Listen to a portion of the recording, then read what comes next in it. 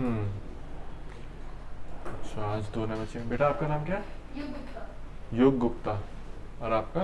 धैर्य। धैर्य। ठीक है। तो अभी हम फर्स्ट चैप्टर ही पढ़ रहे हैं, है ना? उसमें हमने बेसिक इंट्रोडक्शन करी थी पहले तो। सर नाम सभी के लिख लीजिएगा। हाँ हाँ।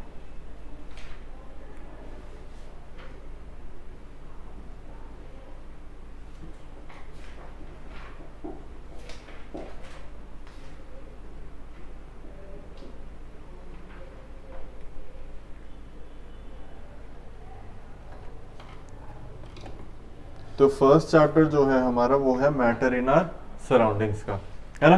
तो बेसिक पहले ये हमें पता होना चाहिए कि मैटर क्या होता है ना? तो क्या होता है मैटर?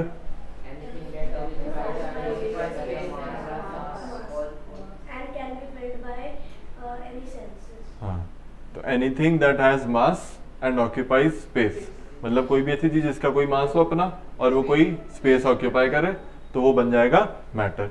फिर मैटर की हमने तीन स्टेट्स पढ़ी थी, सॉलिड, लिक्विड और गैस।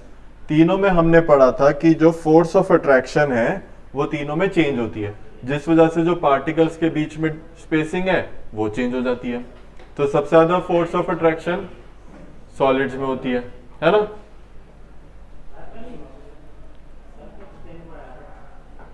तो उस वजह से पार्टिकल्स एक दूसरे के बहुत क्लोज होते हैं, है ना? फिर दूसरा होता है लिक्विड्स का। लिक्विड्स में क्या है कि सॉलिड से फोर्स ऑफ अट्रैक्शन थोड़ी कम हो जाती है मेरी, जिस वजह से जो पार्टिकल्स हैं वो थोड़े दूर दूर हो जाते हैं एक दूसरे से, है ना? और लास्ट बचता है क्या? गैस। गैस में क्या है? हाँ जी, हाँ हाँ भेज दिया बच्चे को।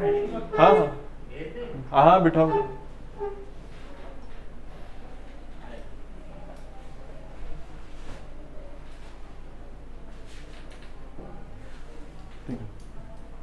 हाँ हाँ 6 बजे। क्या कह रहा था मैं?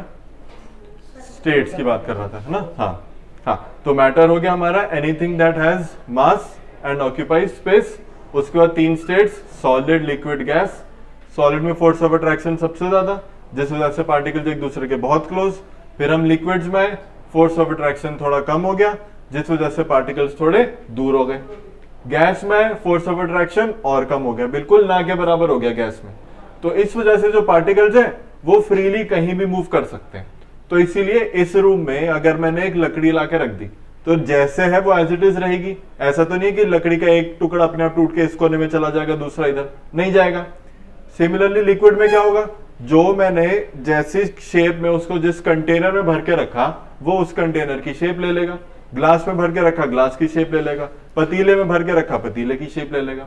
बट गैस में क्या है, गैस को अगर इस रूम में मैंने भरा तो ये तो है नहीं कि अगर उस कोने में गैस डाली तो सिर्फ उस कोने में रहेगी, वो तो पूरे रूम में घूम जाएगी। तो इस वजह से गैस में फोर्स ऑफ अट्रैक्शन बिल्कुल ना के बराबर होती है, तो पार्टिकल्स फ्रीली कहीं भी मूव कर सकते हैं। ठीक है, तो हमने इसकी बात करी थी अभी तक। तो अभी बस बेसिक इंट्रोडक्शन मैंने दिया, बाकी हम अलग से समझ लेंगे पूरा इसको। ठीक है, तो इसके बाद हमने बात करी थी कि मान लो अब मुझे पता चल गया मेरी तीन स्टेट्स हैं, सॉलिड है, लिक्विड है, गैस है। अब मुझे एक स्टेट से दूसरी स्टेट में जाना है।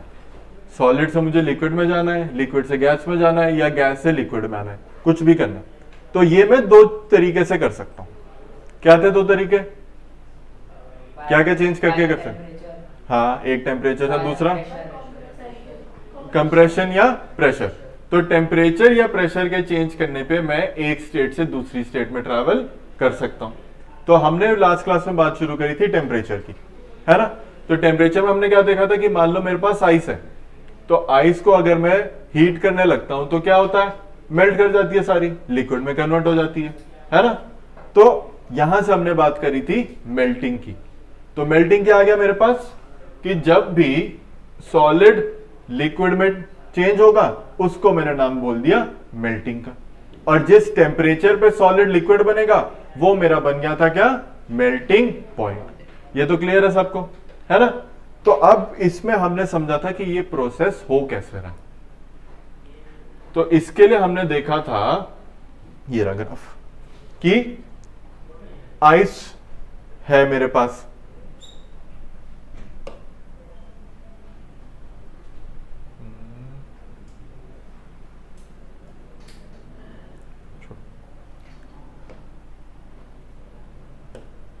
तो मेरे पास आइस है, वो किसी टेम्परेचर पे है,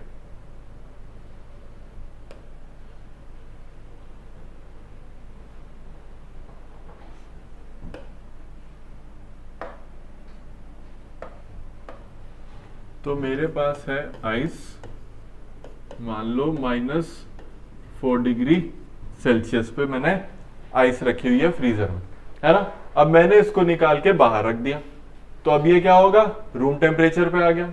तो रूम टेम्परेचर पे क्या हुआ, मैंने एक ऐसा इसका ग्राफ बना के देख लिया कि ये मेरा है टेम्परेचर। तो इनिशियली आइस है मेरी -4 डिग्री पर, अब मैंने इसको फ्रीजर से निकाल के रख दिया बाहर, तो क्या होगा, धीरे धीरे इसका टेम्परेचर जो है वो बढ़ने लगेगा। हमने देखा था ये कि नॉर्मल अगर मैं रखूं तो टेम्परेचर इसका बढ़ने लगेगा। तो पहले ये -4 से -3 हुआ, -2 हुआ, और ऐसे करते करते ये आ गया 0 डिग्री पर। ठीक, फिर 0 डिग्री पे मैंने क्या देखा कि जैसे ही 0 डिग्री टच हुआ तो जो आइस है मेरी वो मेल्ट होने लग गई, कि जैसे ही टेम्परेचर 0 डिग्री आया आइस मेरी मेल्ट करने लग गई। और जब तक आइस सारी की सारी मेल्ट नहीं कर गई वो कैसे रही, 0 डिग्री पर। टेम्परेचर में कोई चेंज नहीं आया जब तक कि सारी की सारी आइस मेल्ट होकर लिक्विड में कन्वर्ट नहीं हो गई। फिर उसके बाद जैसे ही वो लिक्विड में कन्वर्ट हुई उसके बाद मैंने देखा कि टेम्परेचर फिर से बढ़ने लग गया।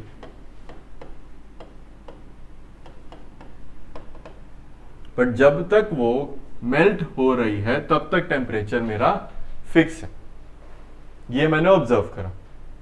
जैसे ही मेल्ट होगी लिक्विड बन गई, लिक्विड का फिर बढ़ने लग गया था टेम्परेचर। तो ये जो टेम्परेचर फिक्स रहा ये क्यों रहा, क्या बताया था मैंने, क्या रीजन था इसके पीछे। सर कि उसके बाद वो फोर्स ऑफ अट्रैक्शन जो पार्टिकल्स हैं वो दूर दूर जा रहे हैं क्योंकि सॉलिड्स में ज्यादा पास है। हाँ, फोर्स ऑफ अट्रैक्शन, ऐसे समझ लो कि फोर्स ऑफ अट्रैक्शन को हम तोड़ रहे हैं या कम कर रहे हैं। क्योंकि मैंने क्या बताया कि सॉलिड में फोर्स ऑफ अट्रैक्शन सबसे ज्यादा है, मतलब सबसे ज्यादा एनर्जी या सबसे ज्यादा फोर्स या सबसे ज्यादा जान से पार्टिकल्स एक दूसरे को अपने पास खींचते हैं। और लिक्विड में जैसे ही हम जाएंगे तो वो थोड़ी कम हो जाता है ना। तो अब यहां पे क्या हुआ, जैसे ही ये 0 डिग्री हुआ और आइस हमारी मेल्ट करने लग गई, तो इसमें क्या हुआ, उसके बाद जो भी एनर्जी थी या हीट थी वो जाम करने लगी फोर्स ऑफ अट्रैक्शन को तोड़ने में या उसको कम करने में, ताकि पार्टिकल्स थोड़े दूर दूर हो जाएं और मैं सॉलिड से लिक्विड में चला जाऊं। काइनेटिक एनर्जी इस टाइम नहीं बढ़ेगी, इस टाइम जो भी एनर्जी मैं दे रहा हूं वो फोर्स ऑफ अट्रैक्शन को कम करने में जा रही है। इसके बाद जैसे टेम्परेचर बढ़ने लगेगा तब काइनेटिक एनर्जी बढ़ेगी, ठीक है ना। तो जब तक टेम्परेचर कांस्टेंट है तब तक काइनेटिक एनर्जी में कोई चेंज नहीं आएगा, बस जो भी एनर्जी जा रही है वो क्या काम कर रही है, फोर्स ऑफ अट्रैक्शन को कम करने का काम कर रही है, ताकि पार्टिकल्स थोड़े दूर हो जाएं तो मैं सॉलिड से लिक्विड स्टेट में आ जाऊं। ठीक है, ये क्लियर है सबको। तो बस इसी चीज को मैंने नाम दे दिया था लेटेंट हीट का। लेटेंट का मतलब होता है हिडन, है ना। तो यहां पे क्या था, टेम्परेचर फिक्स हो गया तो मेरे हिसाब से तो कोई चेंज नहीं हो रहा। बट अभी मैंने देखा क्या हो रहा है कि जो भी एनर्जी जा रही है वो टेम्परेचर नहीं बढ़ा रही, वो फोर्स ऑफ अट्रैक्शन को कम कर रही है। तो वो मुझे नहीं दिख रहा है, वो मेरे लिए छुपा हुआ है। इसीलिए जो वो हीट है वो बन गई लेटेंट हीट, कि मतलब वो हीट मुझे नहीं दिख रही है बट वो पीछे अपना काम कर रही है। क्या हुआ, पक्का क्लियर है ना। तो जो भी हिडन हीट है उसका नाम हमने दे दिया लेटेंट हीट का। तो यही हमने लास्ट क्लास में बात करी थी। और यहां पे क्या चेंज हो रहा है, सॉलिड से लिक्विड, इसको हमने नाम दिया मेल्टिंग का या फ्यूजन का। फ्यूजन को भी मेल्टिंग को भी सेम चीज है, दोनों एक दूसरे के सिनोनिम्स है। तो इसको हमने नाम दे दिया था latent heat of fusion of, क्या नाम दिया था,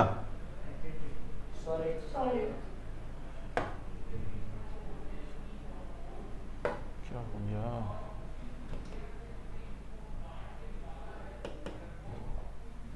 latent heat of fusion of solid. तो मतलब ऐसी हीट जो काम कर रही है फ्यूजन के लिए, मतलब कि मेल्टिंग के लिए, किसका? सॉलिड का। ठीक है, तो सॉलिड को मेल्ट करने के लिए जितनी भी मुझे हीट देनी पड़ेगी वो मेरी बन गई लेटेंट हीट, और सिंस प्रोसेस मेल्टिंग का है तो वो बन गया लेटेंट हीट ऑफ फ्यूजन। तो इसकी डेफिनेशन आ गई थी कि amount of heat required to change 1 kg of solid into liquid, वो बन गया मेरा लेटेंट हीट ऑफ फ्यूजन। और ये सब कैसे होगा? अभी मैंने बताया कि जिस टेम्परेचर पे मेल्ट करता है उसको नाम मैंने दिया मेल्टिंग पॉइंट का, तो ये होगा एट इट्स मेल्टिंग पॉइंट। ठीक, तो सॉलिड से लिक्विड जाएंगे, उस चेंज के लिए जितनी भी एनर्जी मुझे देनी है वो बन गई latent heat of fusion of solid. ठीक है,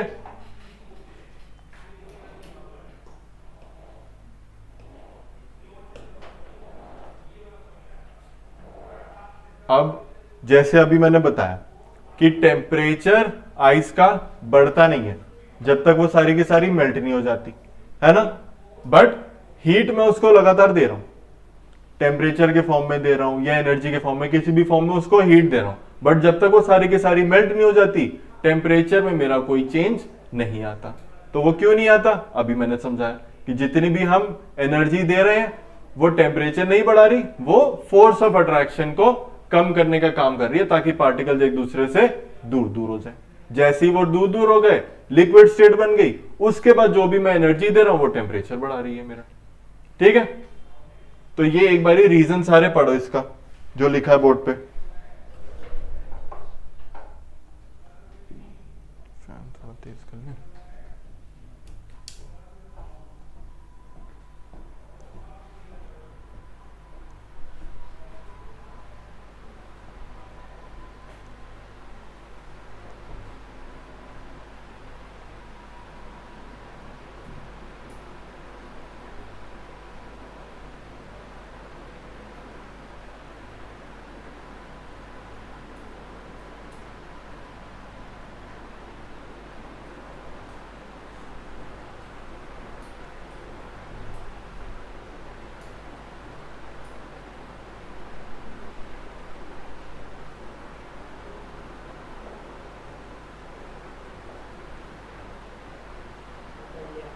पढ़ लिया? अब इसमें जो भी लिखा है मैं सब कुछ बता चुका हूं कि सॉलिड में पार्टिकल्स बहुत क्लोजली पैक होते हैं और लिक्विड्स में थोड़े स्पेस होता है उनके बीच में। तो बस इसी स्पेस को इंट्रोड्यूस करने के लिए जो भी मैं एनर्जी दे रहा हूं वो काम कर रही है फोर्स ऑफ अट्रैक्शन को कम करने के लिए, ताकि पार्टिकल्स थोड़े दूर दूर हो जाए और मैं सॉलिड से लिक्विड में कन्वर्ट हो जाऊं। ठीक है, तो ये मैंने इसलिए पढ़वाया ताकि इस तरीके से ही आंसर लिख के आना एग्जाम में। हमें यहां पे हमने समझ आ गया, बट इशू क्या आता है कि जब हम आंसर लिखने जाते हैं, हम अपनी तरफ से लिखा है, सही लिखा है, मैं सारी चीजें थी सही, बट जो पढ़ रहा है, जो पेपर मेरा चेक कर रहा है, उसको वो की पॉइंट्स नहीं मिले उसमें। ठीक है ना। अब मान लो जैसे क्वेश्चन आता एग्जाम में आया क्वेश्चन की टेम्परेचर आइस का इंक्रीज नहीं हो रहा है जब मैं उसको मेल्ट कर रहा हूं, क्यों? हम ये तो लिखाएंगे कि हाँ जो भी हम टेम्परेचर दे रहे हैं वो उसकी फोर्स ऑफ अट्रैक्शन को कम करने का काम कर रहा है, इसीलिए टेम्परेचर नहीं बढ़ रहा। बट हम ये नहीं लिख के आएंगे कि जो सॉलिड होता है उसमें पार्टिकल्स बहुत क्लोज होते हैं, इसीलिए मुझे पार्टिकल्स की थोड़ी स्पेसिंग बढ़ाने के लिए टेम्परेचर या हीट प्रोवाइड करनी पड़ती है, जो काम करती है उसके फोर्स ऑफ अट्रैक्शन को कम करने का, है ना। तो समझने के साथ साथ आंसर लिखना भी हमें सीखना है। आंसर में ऐसा लिखूं उसमें एक कमी ना निकाल सके सामने वाला कि इसने ये पॉइंट नहीं लिखा या इसको ये पॉइंट इसने ढंग से एक्सप्लेन नहीं करा। तो जो भी लिख कर आओ इस तरीके से लिखे हो कि सामने वाले को लगे इसको आता है, वो मतलब जगह ही ना उसके पास नंबर काटने की। ठीक है ना। तो हमें आता है, उसको बस हमें कन्वर्ट करना है एग्जाम में कि हम सही से उसको लिख लें। ठीक है, तो ये नोट भी कर लो ताकि याद रहे कैसे लिखना है। इसी तरीके से लिख के लाएंगे एग्जाम में भी, सेम हेडिंग देके वर्ड टू वर्ड नोट कर लो।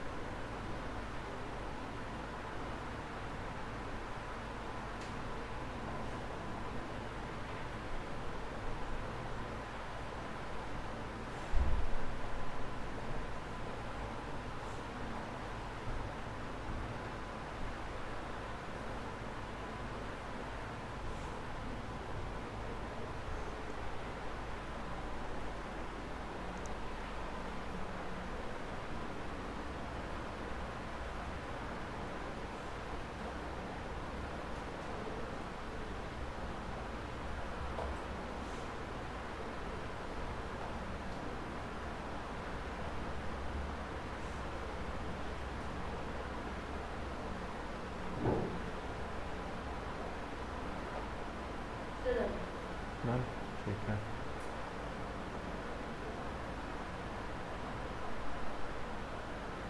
स्कूल तो अब सबके शुरू हो गए होंगे, तो साइंस में पहले कौन सा चैप्टर करा रहे हैं? यही करवा रहे हैं? किसी में कोई और? बायो चल रहा है। अच्छा, अभी पहले बायो चल रहा है। सर मेरा तो वहाँ पे फिजिक्स बायो और केमिस्ट्री के अलग अलग है।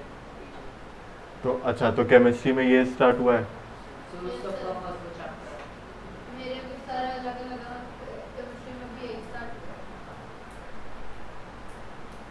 और मेरा तो अभी फिजिक्स होगा है।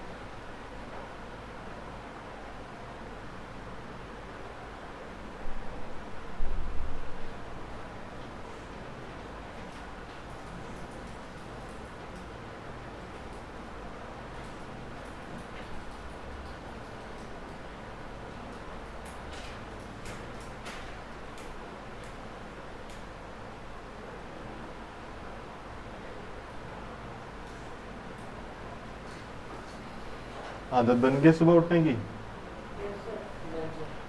डन, ठीक है।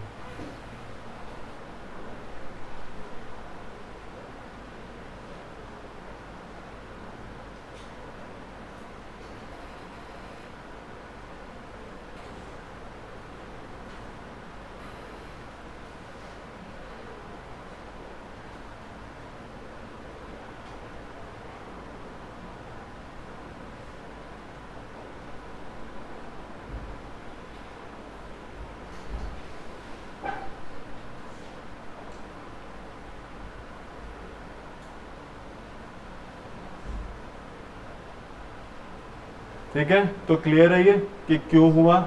कोई पूछेगा तो एक्सप्लेन इसी तरीके से करके आना है। सारी एक एक पॉइंट एक चीज बतानी है, कोई चीज अपनी तरफ से नहीं छोड़ के आनी है कभी भी एग्जाम में। ठीक है, अब ये तो बात थी मेल्टिंग की, तो इसमें हमने क्या करा? सॉलिड से लिक्विड में है। अब हम लिक्विड स्टेट पर आ गए। नेक्स्ट स्टेट क्या है हमारी? तो अब हमें जाना है लिक्विड से गैस पर। तो आइस से मैंने वाटर बना लिया, अब वाटर से मुझे उसके वेपर बनाने हैं, है ना? तो इसको हम कर कैसे सकते हैं?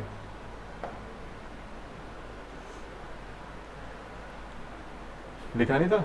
लिख लिया था? लिख लिया? ठीक। तो गैस बनाना लिक्विड से, उस प्रोसेस को क्या बोलते हैं हम? क्या कर रहे हैं हम?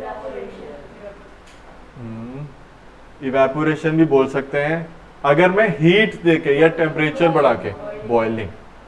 ठीक है ना? इवेपोरेशन स्पेशल केसेस में होता है, उसमें क्या होता है वो अभी हम इस चैप्टर के एंड में भी पढ़ेंगे वो। बट अभी हमारी मेन बात हो रही है बॉइलिंग की, कि लिक्विड बन गया, अब मुझे उसका गैस फेज बनाना है। तो क्या करेंगे? लिक्विड को रखेंगे, हीट करेंगे, वो गैस में बन जाएगा। जैसे पानी उबालते हैं घर में, चाय बनाने के लिए पानी उबालते हैं, तो क्या होता है? पानी को रख दिया पतीले पे, गैस जला दी, पानी फिर क्या होता है? वेपर उसके निकलने लगते हैं, स्टीम आने लगती है।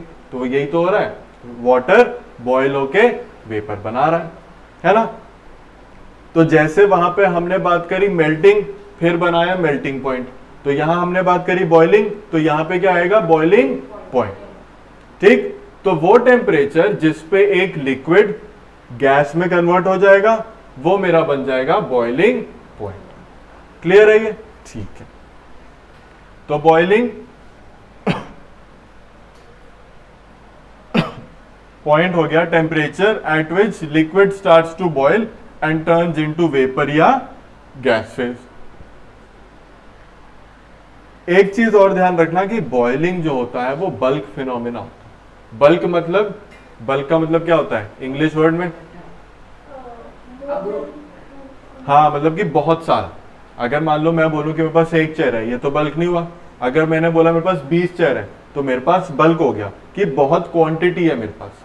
तो बॉइलिंग होती है बल्क फिनोमेना, मतलब कि अगर वाटर बॉईल कर रहा है तो ये नहीं कि सिर्फ एक पार्टिकल वाटर का बॉईल कर रहा है, सारा का सारा एक साथ बॉईल कर रहा है, ठीक है ना। इसीलिए हम बॉइलिंग को बल्क फिनोमेना भी बोलते हैं, क्योंकि सिंगल पार्टिकल की बात नहीं कर रहा मैं यहाँ पे, थाउजेंड्स लैक्स ऑफ पार्टिकल्स की बात कर रहा हूं जो एक साथ बॉईल होना शुरू करते हैं, ठीक है। इसीलिए बॉइलिंग को हम बल्क फिनोमेना भी बोलते हैं।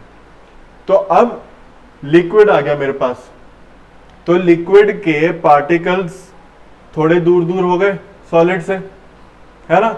बट अब मुझे लिक्विड से जाना है गैस में, तो मतलब क्या है कि पार्टिकल्स के बीच का डिस्टेंस और बढ़ाना पड़ेगा, तभी वो गैस बनेगा। और वो कैसे बढ़ा सकता हूं मैं डिस्टेंस?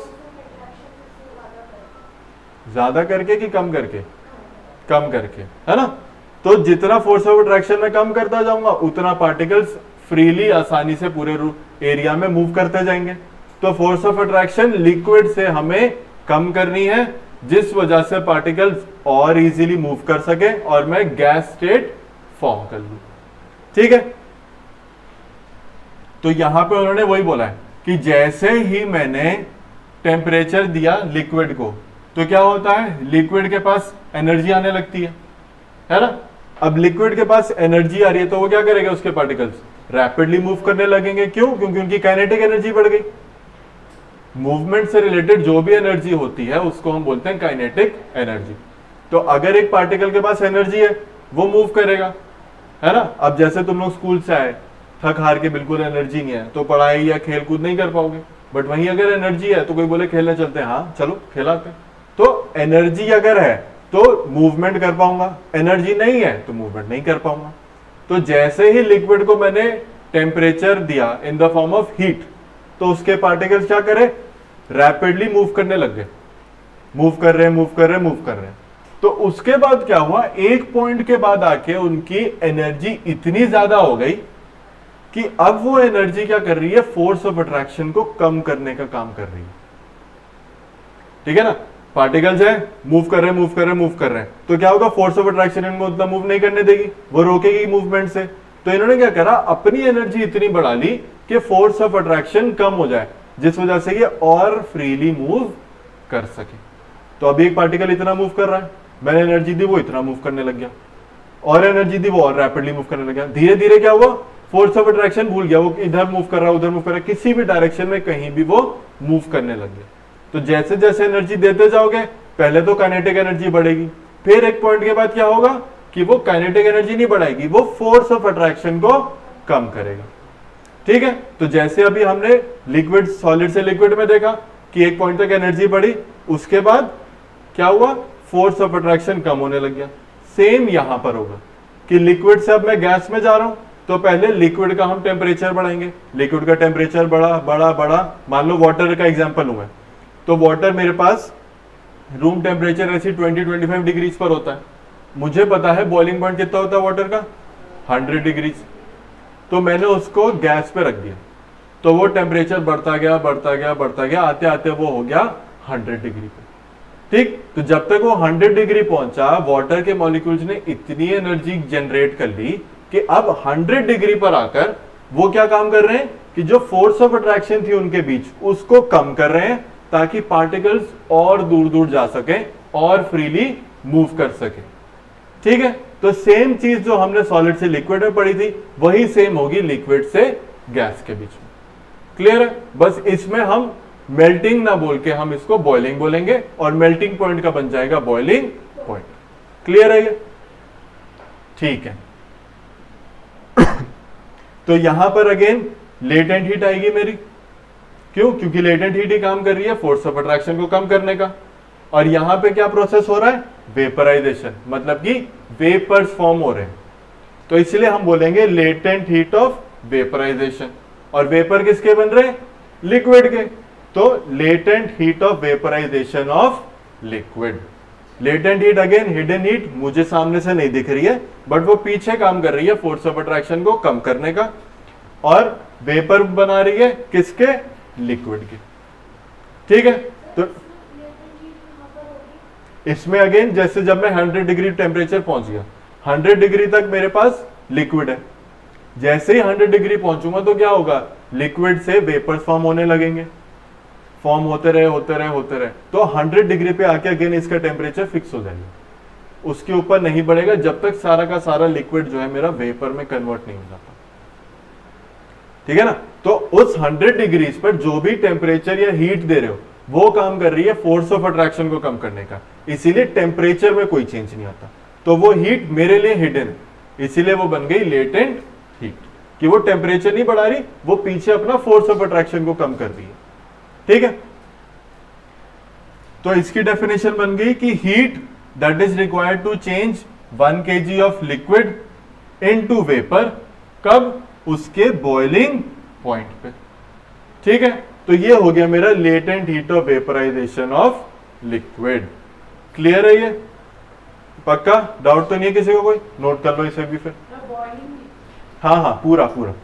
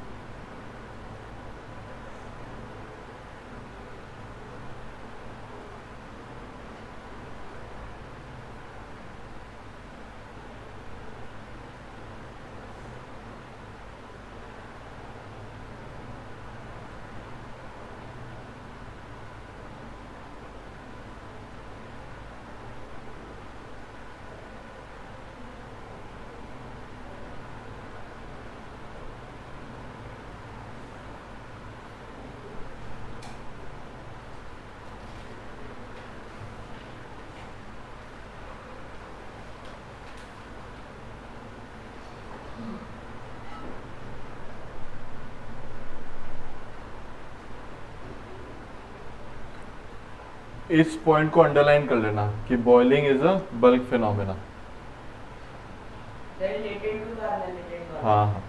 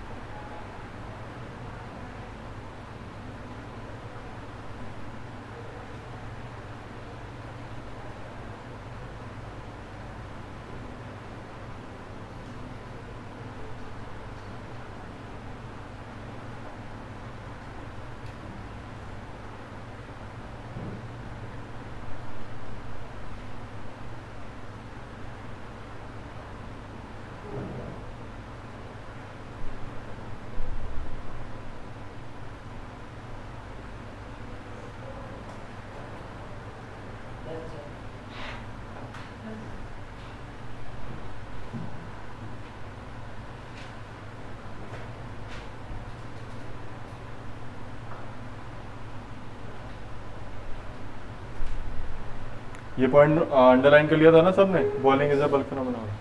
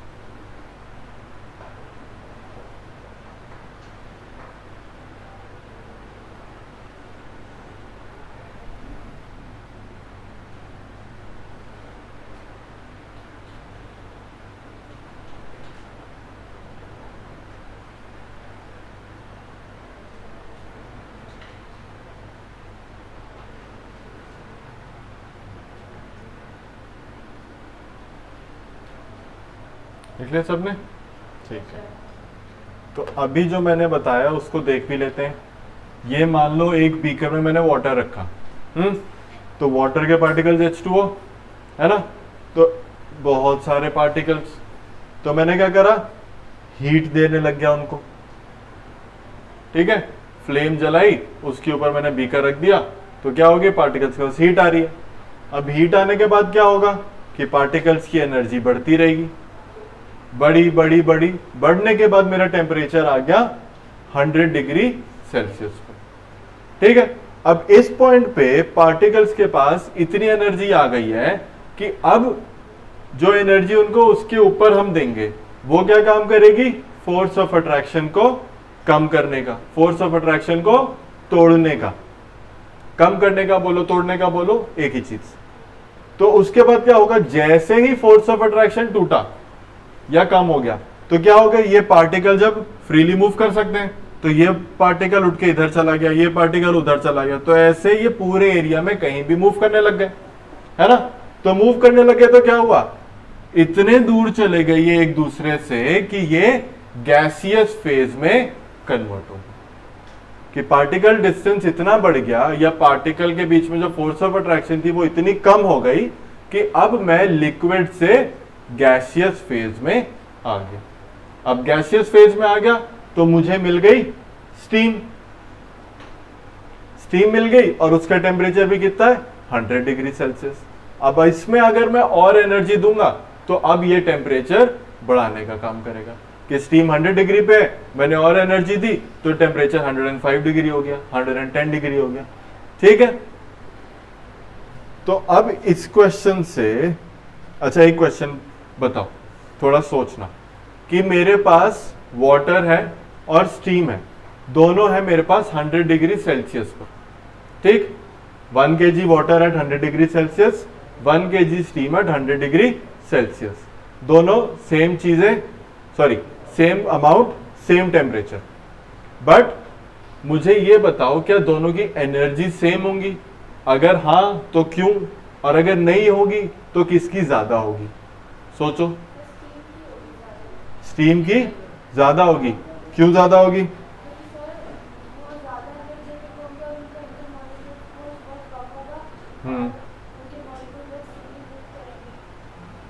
अच्छा ठीक है, इसको जैसा भी मैंने बताया तुम्हें नॉलेज है, बट थोड़ा स्पेसिफिक वर्ड्स या उस तरीके से फ्रेम करो। तो यहां पे हम बात करेंगे कि क्या है, लिक्विड से स्टीम कैसे बना है, लेटेंट हीट ऑफ वेपराइजेशन लेके, है ना।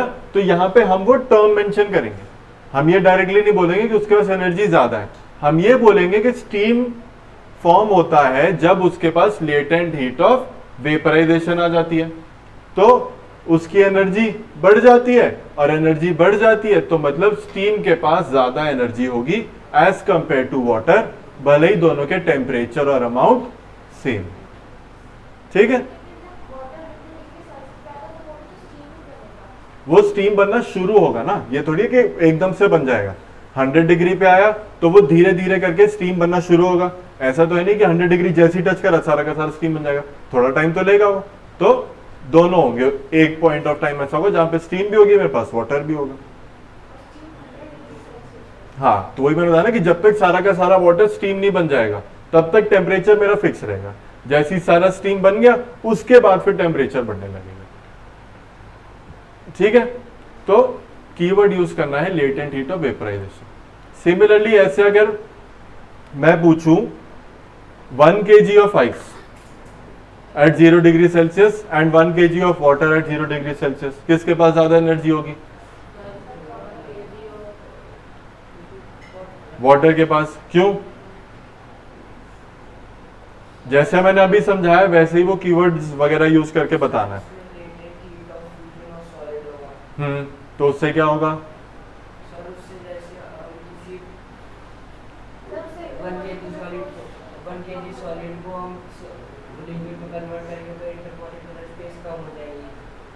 स्पेस तो बढ़ जाएगी, हाँ ठीक है। तो बोलोगे लेटेंट हीट ऑफ फ्यूजन है उसके पास, जिस वजह से उसकी एनर्जी बढ़ जाती है, एनर्जी बढ़ जाती है तो पार्टिकल स्पेसिंग भी बढ़ जाती है और फोर्स ऑफ अट्रैक्शन कम हो जाती है। ठीक है,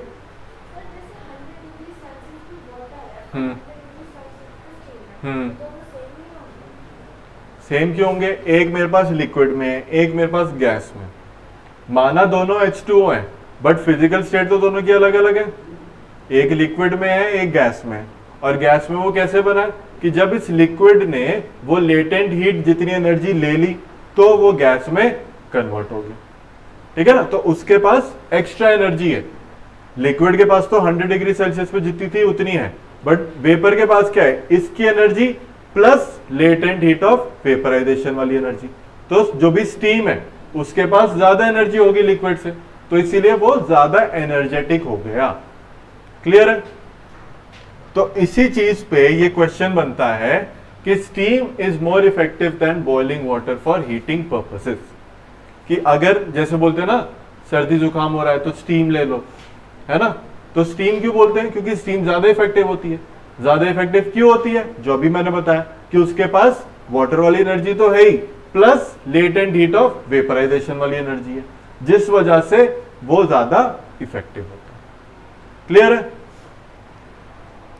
तो हेडिंग नोट करो, ये steam is more effective than boiling water.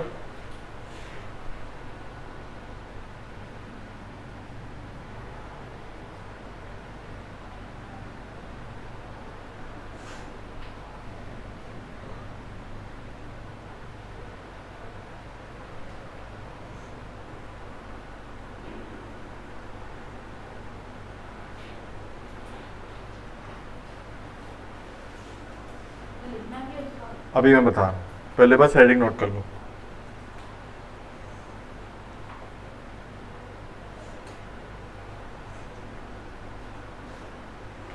कर ली हेडिंग नोट? अब लिखो जो मैं बता रहा हूं।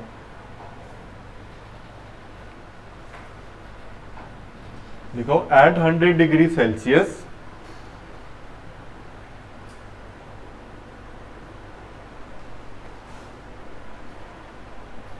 at 100 degrees Celsius, water and steam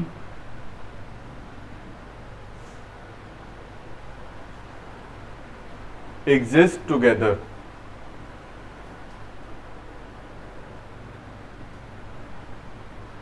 But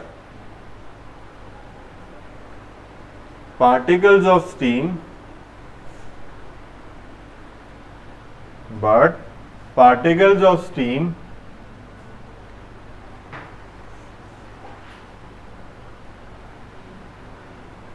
have more energy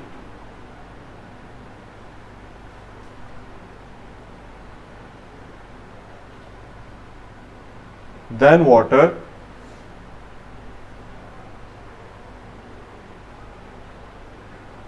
because they have latent heat of vaporization.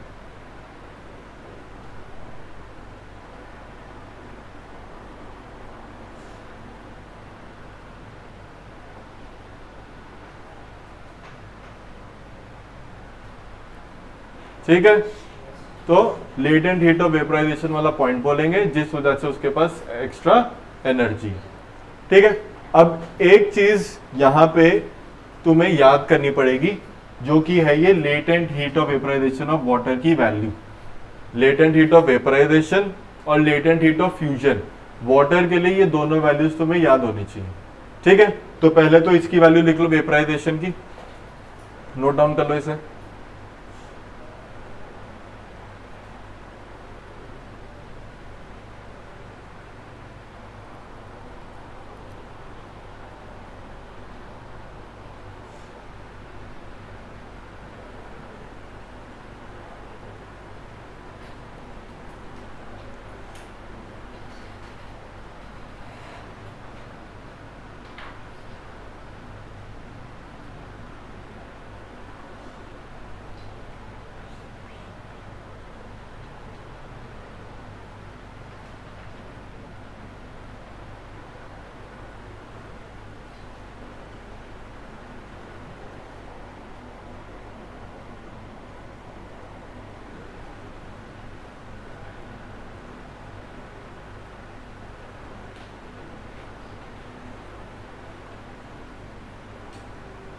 ठीक है, अब एक ये वैल्यू भी नोट कर लो लेटेंट हीट ऑफ फ्यूजन की।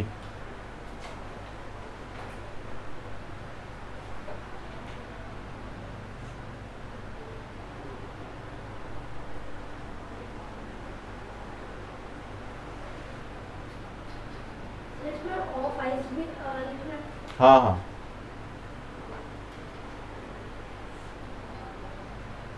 लेटेंट हीट ऑफ फ्यूजन वाले काम latent heat of fusion of ice.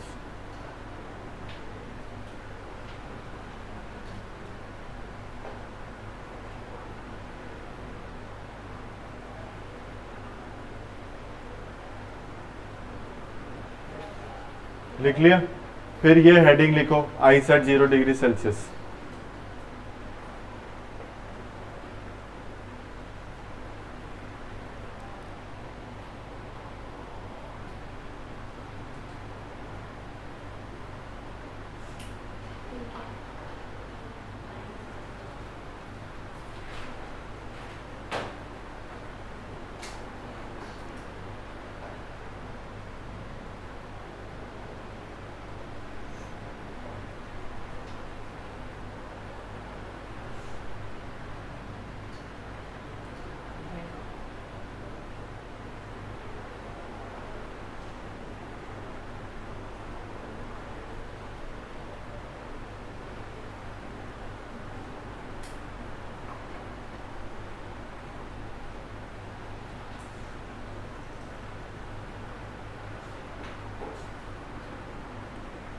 लिख ली हेडिंग। अब इसका रीजन अपने वर्ड्स में लिखो, जैसे अभी मैंने स्टीम के लिए लिखवाया, सेम तरीके से सब लिखो अपना अपना आंसर। देख के कोई नहीं लिखेगा बोर्ड से, इसको चेंज ही कर देता हूं मैं, यहीं से देख लोगे उन्हें।